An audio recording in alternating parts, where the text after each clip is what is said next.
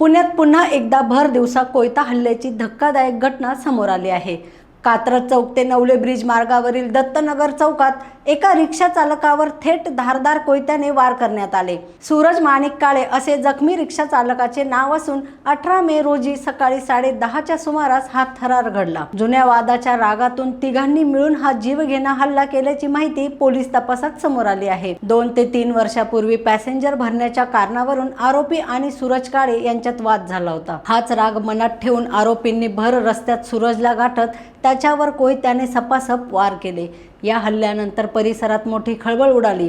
गंभीर जखमी अवस्थेत सूरज काळे यांना रुग्णालयात दाखल करण्यात आले असून त्यांची प्रकृती सध्या स्थिर असल्याची माहिती डॉक्टरांनी दिली आहे। आंबेगाव पोलिसांनी तातडीने कारवाई करत बापूसो भोसले, गणेश धारपाले आणि गणेश उर्फ भावड्या धरपाळे या तिन्ही आरोपींना अटक केली आहे। दरम्यान या घटनेनंतर आमदार रोहित पवार यांनी पुण्यातील कायदा आणि सुव्यवस्थेवर उपरोधिक टीका करत सरकारवर निशाणा साधला आहे। रोकठोक महाराष्ट्राला सबस्क्राइब करा आणि बेल आयकॉनवर क्लिक करायला विसरू नका।